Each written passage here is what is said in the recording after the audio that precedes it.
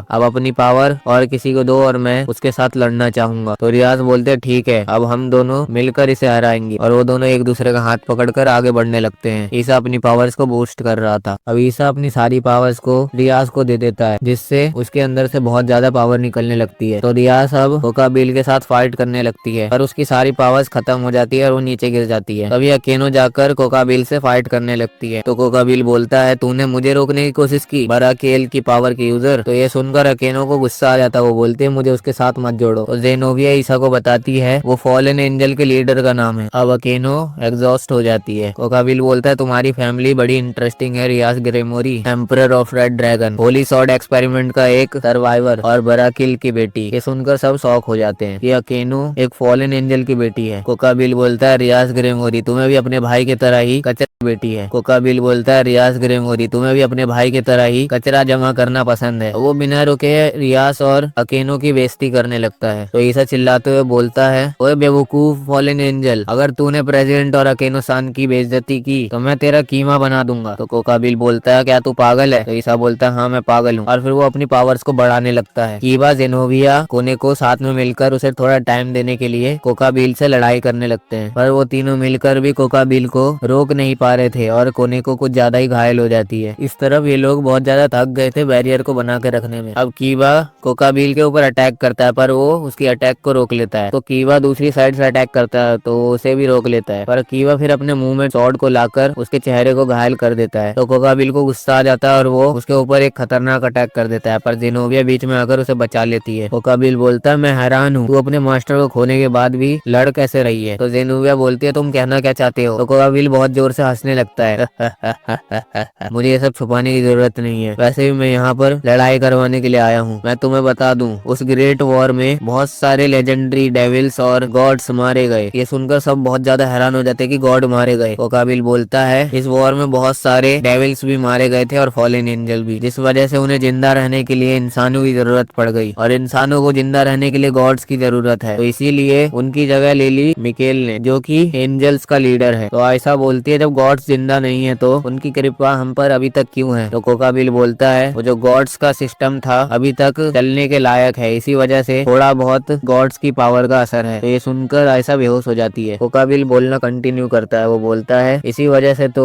इस बंदे ने होली और डेमोनिक सॉर्ड को एक साथ मिला लिया, क्योंकि अब होली और डेमोनिक पावर अनबैलेंस है। ये सब सुनकर रियाज अपने आप पर रिग्रेट कर रही थी कि मैंने फिर से घमंड में आके सबको फंसा दिया। तो ईसा बोलता है अपना मुंह बंद कर, मैं बनने वाला हूँ हैरम किंग, मैं तुझे अपने सपनों को खत्म नहीं करने दूंगा। तो कोकाबिल उसे एक ऑफर देता है तुम मेरे साथ आ जाओ, मैं तुम्हें एक झटके में हैरम किंग बना दूंगा। तो इसके लिए ईसा हाँ बोलने वाला था, पर पीछे से रियाज बोलती है ईसा अगर तुमने इसे हरा दिया तो तुम जो बोलोगे वो मैं करूंगी। तो ये सुनकर ईसा के अंदर से बहुत ज्यादा पावर रिलीज होने लगती है, क्योंकि उसकी इच्छा शक्ति बहुत ज्यादा बढ़ चुकी थी, क्योंकि उसने जो गोल बनाया था वो उसे अब पूरा करना चाहता था। मैं बार बार नहीं बोलूंगा कि इसने कौन सा गोल बनाया था यार, मुझे भी ऑकवर्ड फील होता है। अब उसकी पावर्स को देखकर कोकाबिल भी थोड़ा घबरा जाता है और उसके ऊपर अटैक करता है, पर ईसा दौड़ते हुए आकर उसके अटैक को डिस्ट्रॉय करके उसको एक बहुत ही जोरदार पंच मारता है। तो कोकाबिल बोलता है तुझ जैसे नीच डेविल ने मेरे चेहरे पर पंच मारा है, ये बहुत ही ज्यादा मजेदार है। तभी एक बंदा बोलता है ये इतना मजेदार है क्या, और वहाँ की प्रोटेक्शन शील्ड टूट जाती है और वहाँ से एक रोशनी आती है जो कि नीचे आकर ईसा के ड्रैगन सूट की तरह बन जाती है, और यही बंदा था व्हाइट ड्रैगन। ईसा उसे देखकर कांपने लगता है। तभी कोकाबिल बोलता है वैनिसिंग ड्रैगन, और वो वैनिसिंग ड्रैगन उसे जाकर घायल कर देता है। तो कोकाबिल उसके ऊपर अटैक करने की कोशिश करता है, पर वो बंदा एक तरीके का स्पेल यूज करता है और उसके स्पेयर को बहुत छोटा कर देता है, और वो बोलता है मेरा सीक्रेट गियर डिवाइन डिवाइडिंग है, मैं जिसे भी छूता हूँ वो उसकी पावर को कम करके मुझे दे देता है, और वो उसे मारने लगता है। वो बोलता है कुछ देर बाद तुम एक कमजोर इंसान से भी कमजोर हो जाओगे। अब जो एयर है बल्बा ने बनाई थी वो टूट जाती है। तो व्हाइट ड्रैगन कोकाबिल को उठाकर वहाँ से जाने लगता है। तभी डेड ड्रैग बोलता है मुझे इग्नोर कर रहे हो व्हाइट। तो वैनिसिंग ड्रैगन बोलता है तो तू जिंदा है रेड। डेड ड्रैग बोलता है अभी ये मिलने का सही वक्त नहीं है। तो व्हाइट ड्रैगन बोलता है कोई बात नहीं, हमारी किस्मत में तो लड़ना लिखा ही है, पर वो अभी नहीं। ईसा बोलता है अबे यहाँ हो क्या रहा है, और तू कौन है, तेरी वजह से मेरा गोल पूरा नहीं हो पाया। तो उस सूट के अंदर जो बंदा था वो बोलता है तुम्हें पूरा सच जानने के लिए ताकतवर बनना होगा, तुम अभी क्वालिफाई नहीं हो, और वो कोकाबिल को लेकर वहाँ से चला जाता है। अब वो लोग स्कूल को ठीक करने की बात करने लगते हैं। तभी कीबा रियाज के सामने झुककर बोलता है मैं दोबारा से कसम खाता हूँ कि मैं अब ग्रेमोरी फैमिली का एक वफादार नाइट बनूंगा। तो रियाज उसे गले लगा लेती है। तो ईसा बोलता है अबे वहाँ से दूर हट, वो मेरी जगह है। लेकिन ये बात सच है कि तुमसे बेहतर नाइट हो ही नहीं सकता। अब रियाज बोलता बोलते चलो अब तुम्हारी सजा का टाइम है, 1000 रैप्टे खाने के लिए तैयार हो जाओ। तो ये सुनकर सब हंसने लगते हैं। अब अगले दिन स्कूल में जिनोविया भी उसी स्कूल में पढ़ने के लिए आ जाती है। तो रियाज बोलती है मैं तुम्हें इससे मिलवाना चाहती हूँ, ये मेरी नई नाइट है। तो ईसा बोलता है इसका मतलब ये भी अब डेविल बन चुकी है। तो जिनोविया बोलती है अब गॉड मर चुके हैं तो मेरा उनकी सेवा करने का अब कोई मतलब नहीं बनता। और फिर वो बोलती है मैं अब इस एकेडमी के सेकंड ईयर में हूँ, यानी कि वो भी ईसा की क्लास में ही है। तो ईसा बोलता है तुम क्यूट बनने की कोशिश मत करो। तो वो बोलती है मैं तो इरीना की कॉपी करने की कोशिश कर रही थी। और फिर वो खुद पे डाउट करने लगती है कि मुझे डेविल बनना चाहिए था कि नहीं। और वो गॉड से प्रार्थना करती है तो उसके सर में दर्द होने लगता है। अब ईसा उससे पूछता है इरीना का क्या हुआ। तो वो बोलती है वो चली गई। इरीना मुझसे ज्यादा वफादार है, अगर उसे मैंने गॉड के मरने की बात बता दी तो वो ये झेल नहीं पाएगी, इसलिए मैंने ये राज किसी को नहीं बताया और अब मैं अभी गद्दार बन चुकी हूँ। और फिर वो आयशा के पास जाकर बोलती है आयशा मुझे माफ कर देना, मैंने तुम्हारी बहुत बेइज्जती की है। तो आयशा उसे माफ कर देती है। तो रियाज बोलती है अब जब नए मेंबर्स आ गए हैं तो हमें थोड़े दिन की छुट्टी ले लेनी चाहिए। अब एक जगह पर रियाज और अकेनो स्विमिंग सूट खरीद रहे होते हैं। तो रियाज अकेनो से पूछती है तुम्हें क्या लगता है ईसा को कौन सा पसंद आएगा। तो अकेनो बोलते मुझे नहीं पता। तो रियाज बोलते है तुम कल के बाद से कुछ ज्यादा ही अजीब बिहेव कर रही हो। अकेनो बोलते तुम्हें लगता है गलतफहमी हुई है। और वो अपनी तरफ घूमकर बोलती है मुझे लगता है कि ईसा को ये पसंद आएगा। तभी हमें ईसा को दिखाया जाता है जो कि कैरियोके में गाना गा रहा था। उसके फोन पर एक मैसेज आता है तो वो उसे खोल कर देखता है, जिस मैसेज में अकेनो और रियाज ने अपनी अपनी खोल कर देखता है, जिस मैसेज में अकेनो और रियाज ने अपनी अपनी फोटो भेजी थी। इसे देखकर उसके नाक से खून आने लगता है। पर तभी फिर उसको एक कॉल आता है और वो बाहर जाता है। वो कॉल उसी बंदे का था जो हर बार इसे बुलाता था। तो वो बोलता है ठीक है मैं आता हूँ। तो कीबा उससे बोलता है तुम्हें छुट्टी वाले दिन भी जाना पड़ रहा है। तो ईसा बोलता है कोई बात नहीं, ये मेरा रेगुलर कस्टमर है। फिर कीबा बोलता है ईसा तुम्हारा शुक्रिया। तो ईसा बोलता है कोई बात नहीं, हम दोनों दोस्त हैं और हम दोनों साथ में मिलकर हर बार ऐसी मुसीबतों का सामना करेंगे। और फिर वो वहाँ से जाते जाते बोलता है अच्छा चलो मेरे जाने से पहले हम दोनों साथ में गाना गाते हैं। तो कीबा भी बोलता है ठीक है। अब वो उस बंदे के घर पे जाता है जहाँ पर वो दोनों एक आर्केड गेम खेल रहे थे। वो बंदा बोलता है तुमने काफी दिन छुट्टी ले ली। तो ईसा बोलता है हाँ मैं कुछ ज्यादा ही बिजी था। फिर वो बंदा बोलता है एक और मैच खेलोगे डेविल कुन,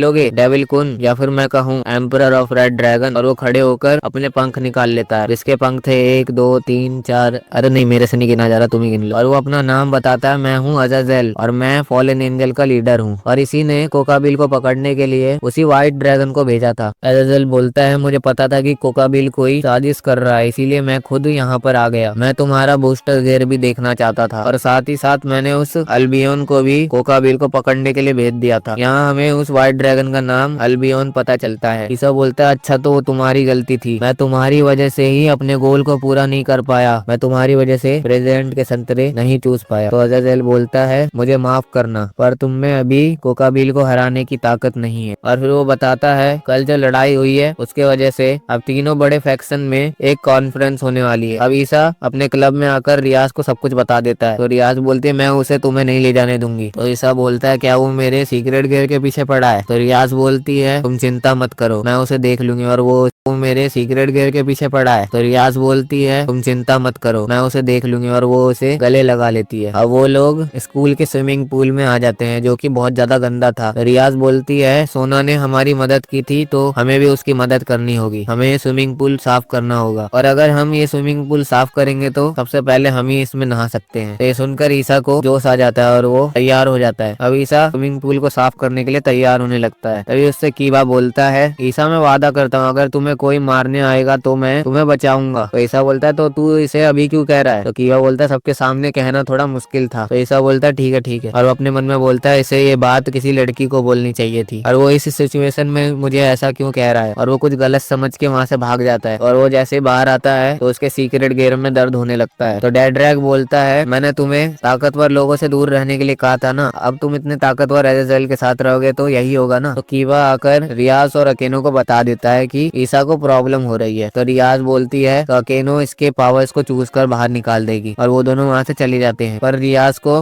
दाल में कुछ काला लग रहा था और दूसरी तरफ अकेनो चूस रही थी उंगली। अकेनो बोलती है तुम इस तरीके से जो करते हो मुझे अपने बुली के दिन याद आ गए। तो ईसा बोलता है आप कभी बुली भी हुआ करती थी। तो अकेनो बोलती है मेरे साथ अफेयर करना चाहोगे। तो ये सुनकर ईसा हैरान हो जाता है। तो अकेनो उसके ऊपर चढ़ जाती है। वो बोलती है कि हमारे बीच रहना चाहिए और वो दोनों एक दूसरे को किस करने वाले। तो पर तभी वहाँ पर रियाज आ जाती है और वो बोलती है यहाँ क्या चल रहा है, तो अकेनो बोलती है मैं तो बस ड्रैगन का ध्यान भटका रही थी। तो रियाज बोलते मुझे तो ऐसा नहीं लगता, और वो आकर ईसा के गाल खींचने लगती है और वो बोलती है क्या तुम अकेनो के साथ कुछ करने वाले थे। ईसा बोलता है नहीं नहीं मैं कुछ नहीं करने वाला था। रियाज उसे छोड़ देती है, वो बोलती है मुझे क्या मतलब। तो अकेनो हंसते हुए बोलती है उसे जलन हो रही है, और वो ईसा से बोलती है तुम्हारा रिश्ता धीरे धीरे आगे बढ़ रहा है। और स्विमिंग पूल साफ हो जाता है और अकेनो उसके अंदर पानी भर देती है। तभी रियाज ईसा के सामने आकर उसे अपना स्विमिंग कॉस्ट्यूम दिखाती है। तो ईसा बोलता है हाँ आपका स्विमिंग कॉस्ट्यूम बहुत अच्छा है। तो अकेनो उसके पास आकर बोलती है मुझे पता है कि तुम इसे कॉस्ट्यूम दिखाने के लिए मरी जा रही हो। अब आयशा और कोने को भी अपने अपनी स्विमिंग कॉस्ट्यूम दिखाते हैं। अब ईसा और कोने को भी अपने अपनी स्विमिंग कॉस्ट्यूम दिखाते हैं। अब ईसा कोने को स्विमिंग करना सिखा रहा था, पर तभी स्विमिंग करवाते करवाते ईसा स्विमिंग पूल के लास्ट में पहुंच जाता है और उससे टकरा जाता है, जिस वजह से कोने को उसके गले लग जाती है। तो ईसा को लगता है कि अब वो मुझे मुक्का मारेगी, पर वो उसे कुछ नहीं करती और वो बोलती है शुक्रिया सनपाई। सनपाई का मतलब सीनियर। पर तभी अकेनो और रियाज दोनों रेस लगाने लगते हैं। तो ईसा पानी के अंदर घुस के अपने बूस्टर गियर के पावर को बूस्ट करके अपने आंखों में ले लेता है, और वो सब कुछ जूम करके देख रहा था। पर तभी कोने को पीछे से आकर बोलती है आप अभी आयशा को सिखाने वाले थे ना। फिर वो आयशा को भी स्विमिंग सिखाने लगता है और वो लोग बहुत मजे करते हैं। उसके बाद रियाज ईसा को उसकी मालिश करने के लिए बोलती है। ईसा ऐसा ही करने लगता है, पर तभी अकेनो आकर बोलती है सिर्फ इसे ही वीआईपी ट्रीटमेंट क्यों मिल रही है। तो रियाज अकेनो आकर बोलती है सिर्फ इसे ही वीआईपी ट्रीटमेंट क्यों मिल रही है। तो रियाज बोलती है अकेनो मैं सीनियर हूँ इसलिए वो अभी मेरी मदद कर रहा है। और उन दोनों में ईसा को लेकर झगड़ा होने लगता है। ईसा वहाँ से भाग कर आ जाता है। वो बोलता है क्या डेविल्स के बीच में ऐसे झगड़े होते हैं। तभी जेनोविया उसके पास आती है और बोलती है कपड़े बदलते वक्त मैंने कुछ सोचा था। तो ईसा पूछता है क्या। तो जेनोविया बोलते हैं मुझे तुमसे एक मदद चाहिए। तो ईसा पूछता है कैसी मदद। तो जेनोविया बोलती है दरअसल मैं तुम्हारे बच्चे की माँ बनना चाहती हूँ। और वो उसे उठाकर एक जगह पर ले आती है और बोलती है चलो करते हैं, और वो उसके ऊपर चढ़ जाती है। पर तभी वहाँ पर रियास आती है और वो बोलती है यहाँ क्या हो रहा है। आयशा बोलती है ईसा तुम ऐसा कैसे कर सकते हो, अगर मुझसे पूछते तो। तभी वो उनके मुंह पे बोल देती है चलो बच्चे पैदा करते हैं। तो ये सुनकर सब बहुत ज्यादा हैरान हो जाते हैं और ईसा की क्लास लग जाती है और उसके चिल्लाने की आवाज आ रही थी। अब शाम के टाइम क्लब में रियाज उससे बोलती है तुम इतने ठरकी क्यों हो। तभी वहाँ पर लूसीफर आ जाता है यानी कि सार्जेक सामा।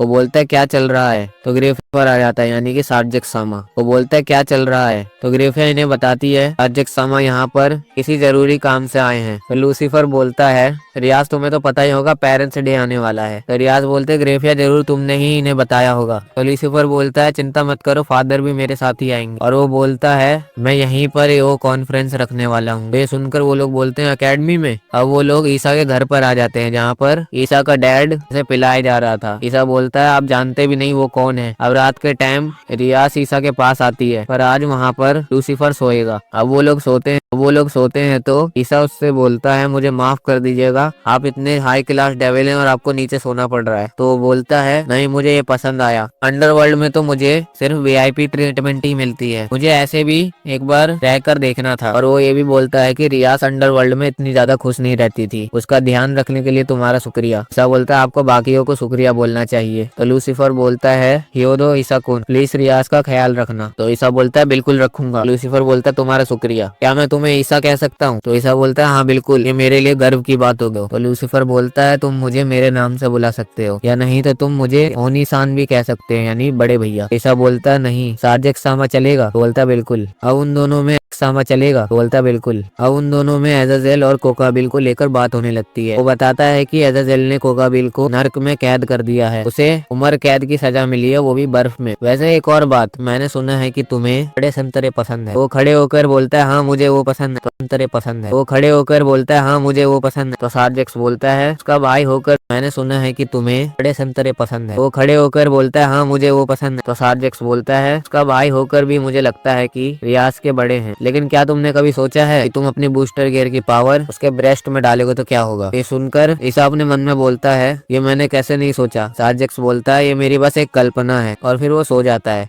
ईसा फिर भी सोच रहा था। वो बोलता है ये मैंने कैसे नहीं सोचा, तभी तो इन्हें लेजेंडरी डेविल कहा जाता है। अब रियाज सुबह के टाइम सार्जेक्स को वो सिटी घुमाने ले जाती है, फिर वो दोनों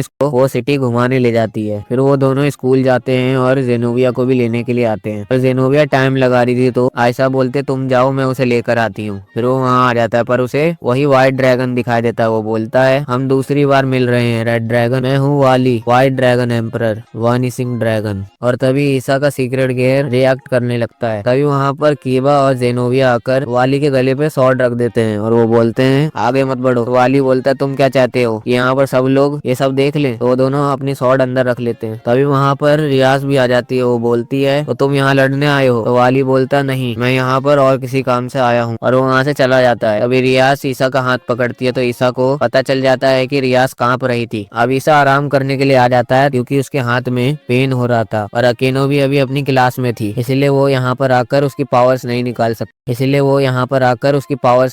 सकती थी। और वो वाली के बारे में ही सोच रहा था क्योंकि वो अपने सीक्रेट गियर को पूरी तरीके से इस्तेमाल कर सकता है। तभी डेड्रैक बोलता है तुम उसके सामने कुछ भी नहीं हो, वो अपनी पावर्स को पूरी तरीके से यूज कर सकता है। रीसा उससे पूछता है ये रेड और व्हाइट के बीच का क्या मसला है? तो डेड्रैक उसे बताना शुरू करता है। वो बोलता है जब ग्रेट वॉर हो रही थी तो दो बेवकूफ ड्रैगन आपस में लड़ पड़े और उन्हें हराने के लिए उन लोगों ने वॉर को रोक दिया और उन लोगों ने उन ड्रैगन्स को हराकर अपने सीक्रेट गियर में बदल लिया। ईसा बोलता है अच्छा तो वो तुम लोग थे? तो डेड्रैक बोलता है हाँ, लेकिन हमें नहीं पता कि हम अभी तक क्यों लड़ रहे हैं। अब ईसा अपने क्लासरूम में आता है। अभी मासूदा और मोतोहामा उसे बहुत जोर से मुक्का मारते हैं और वो उसे बैठाकर फिर बोलते हैं हमें तुझसे जलन हो रही है, तेरे क्लब में एक और नई स्टूडेंट जेनोविया जुड़ गई है, आजकल कुछ ज्यादा ही लड़कियां तेरी तरफ आ रही है। तो वो बोलता है तो तुमने इसीलिए मुझे मुक्का मारा? तो मोतोहामा बोलता है हमें बस गुस्सा आ रहा था इसीलिए हमने तुझे मुक्का मारा। तभी मोतोहामा पूछता है वैसे तूने जेनोविया के साथ तो कुछ नहीं किया ना? तो ईसा को कुछ याद आता है और वो बोलता है नहीं नहीं मैंने कुछ नहीं किया। तभी वहाँ जेनोविया आकर बोलती है मुझे माफ कर देना ईसा उस वक्त के लिए। तो ईसा उसके पास आकर उसके कान में बोलता है अभी ये उस चीज का वक्त नहीं है। तो जेनोविया बोलती है पिछली बार हमने कुछ नहीं किया लेकिन प्रैक्टिस के लिए इस बार मैं ये लेके आई हूँ। समझदार समझ गए कि ये क्या है और जिन्हें समझ में नहीं आया वो जाकर के पोगो देख सकते हैं। ये देखकर ईसा बहुत ज्यादा हैरान हो जाता है। तभी आयशा उसके पास आकर के पूछती है जेनोविया सान ये क्या है? तो जेनोविया उसे भी एक देती है और वो बोलती है तुम्हें भी इसका इस्तेमाल करना चाहिए। तो उसे लेकर आयशा किरियू को दिखाती है। तो किरियू उसे सब कुछ बता देती है जिससे आयशा बहुत ज्यादा शर्मा जाती है। फिर किरियू ईसा को कुछ बताने वाली होती है पर आयशा उसे रोक देती है। अभी मासूदा और मोतोहामा उसे फिर से मारने लगते हैं तो आयशा उन्हें रुकने को कहती है। जेनोविया बोलती है ईसा ये बताओ हमारा पहला प्रैक्टिस सेशन कब होगा? तो ईसा उससे छीनते हुए बोलता है अरे अब ये बंद भी करो, और वो वहाँ से भाग जाता है। तभी वो एक जगह पे आता है जहाँ पर रियास और सोना भी थे। सोना बोलते हैं मैंने सुना कि तुम व्हाइट ड्रैगन एम्परर से मिले थे। तो ईसा बोलता है हाँ पर वो लगता है और किसी काम से यहाँ आया था। तो रियास बोलती है लगता है वो फॉलन एंजल के कंट्रोल में है, और सोना वहाँ से चली जाती है। ईसा अकेनो के पास आकर के पूछता है वो दोनों परेशान लग रहे हैं। तो अकेनो बताती है पेरेंट्स डे आने वाला है ना इसीलिए वो लोग इतने ज्यादा परेशान है। अब अकेनो उसके साथ फ्लर्ट करने लगती है तो रियाज को ये देखकर गुस्सा आ जाता है। अब ईसा कुछ सोचते हुए नहाने के लिए जा रहा होता है पर वो जैसे ही दरवाजा खोलता है अंदर आयशा नहाने जा रही थी। तो वो सॉरी बोलकर वहाँ से जाने लगता है पर तभी वहाँ पर रियाज आ जाती है और वो बोलते चलो साथ में नहाते हैं, और वो लोग नहाने लगते हैं। तभी रियाज ईसा के पास आकर उसके बाथटब में घुस जाती है और फिर वो उसके साथ वही बात करने लगती है जिसके आप हरदम सपने देखते हो। पर ये देखकर आयशा भी उस बाथटब में घुस जाती है। वो बोलती है मैं पीछे नहीं हट सकती, और वो दोनों ईसा के लिए लड़ने लगते हैं जिस वजह से ईसा अपने आप पे से कंट्रोल खो देता है और उसके नाक से खून आ जाता है और वो बेहोश हो जाता है। पेरेंट्स डे के दिन ईसा के भी पेरेंट्स वहाँ आए थे और वो वीडियो रिकॉर्ड कर रहे थे। उनका टीचर बोलता है तुम्हें जो मन करे वो तुम बना सकते हो, और उनके सामने क्ले रखी थी। तो ईसा सोचता है मैं क्या बनाऊं, और वो रियाज के बारे में सोचने लगता है और ये सोचते सोचते ही उससे रियाज का पूरा एक स्टैचू बन जाता है जिसे देखकर सब बहुत हैरान हो जाते हैं और उसके मॉम डैड भी बहुत खुश हो जाते हैं कि हमारे बेटे के पास इतना ज्यादा टैलेंट है। अब उस स्टैचू को देखकर रियाज भी खुश हो जाती है। फिर अकेनो बोलते हैं मुझे भी ऐसा स्टैचू बनवाना है। तो ईसा पूछता बिना कपड़ों के? तो वो बोलती है हाँ। तो ईसा के मन में लड्डू फूटने लगते हैं। तो आयशा और रियाज बोलते हैं बिल्कुल नहीं। तभी वहाँ पर बहुत सारे स्टूडेंट भागते हुए बोलते हैं विच गर्ल का फोटो शूट, चलो चलो जल्दी चलो। और वो लोग वहाँ पहुंचकर उस लड़की की फोटो खींचने लगते हैं। तो जब वो लोग वहाँ आते हैं तो ईसा उस लड़की को जानता था क्योंकि इस बंदे ने इसे इसका एनीमे दिखाया था। तभी साजी वहाँ पर आकर बोलता है सुनिए यहाँ पर पेरेंट्स डे मनाया जा रहा है तो आपको यहाँ पर ऐसे कपड़े पहनकर नहीं आने चाहिए। पर तभी वहाँ पर सोना आती है और वो बोलती है साजी यहाँ क्या चल रहा है? तभी वो लड़की सोना के पास जाते हुए बोलते हैं सोना चांद तुम कैसी हो? अरे तुम्हारा चेहरा लाल कैसे है? मुझे पता है कि तुम अपनी बड़ी बहन को बहुत ज्यादा मिस कर रही होगी। और वो बहुत अजीब अजीब हरकत कर रही थी। तो ईसा पूछता है ये कौन है? तो रियाज बताती है सरफल लिवाइथन सामा। और साजी बताता है आज के 4 ग्रेट डेविल में से एक, मैं भी इन्हें पहली बार देख रहा हूँ। अब रियाज भी उससे मिलने के लिए जाती है। तो लिवाइथन पूछती है क्या ये वही बंदा है जिसके पास एम्परर ऑफ रेड ड्रैगन है? तो रियाज उसे बुलाती है। तो ईसा उसे अपना इंट्रोडक्शन देता है। तो वो बोलती है तुमसे मिलकर अच्छा लगा, तुम मुझे लिवाइथन कह सकते हो। तभी सोना उस पर भड़क जाती है। वो बोलती है आपको ऐसे कपड़े पहनकर यहाँ आने किसने कहा था? और अब उसकी बड़ी बहन उसे परेशान करने लगती लगती है तो सोना वहाँ से भाग जाती है। अब ईसा कहीं जा रहा होता है तभी उसके डैड उसे आवाज लगाते हैं और वो उसे रियाज के डैड से मिलाते हैं। ईसा उन्हें देखकर बोलता है ये तो बहुत ज्यादा यंग है। रियाज के डैड कहते हैं क्या तुम ही ईसा हो? मेरी बेटी का ख्याल रखने के लिए तुम्हारा शुक्रिया। ईसा का डैड बोलता है यहाँ बात करना ठीक नहीं, चलिए हमारे घर चलते हैं। ईसा बोलता है ये जानते भी नहीं है कि ये किससे बात कर रहे हैं। अब वो लोग एक साथ बैठकर पीने लगते हैं और वो लोग स्कूल में रिकॉर्ड की गई वीडियोस भी देख रहे थे। जब रियाज की वीडियो चलती है तो उसे गुस्सा आ जाता है और वो ऊपर चली जाती है। उसके पीछे ईसा भी जाता है और वो उससे पूछता है कि आप मेरे रूम में आना चाहोगी? रियाज उसके रूम में आकर लेट जाती है। ईसा बोलता है खैर ये अच्छा है कि आपके और मेरे पेरेंट्स की इतनी अच्छी बन रही है। रियाज उससे पूछती है ईसा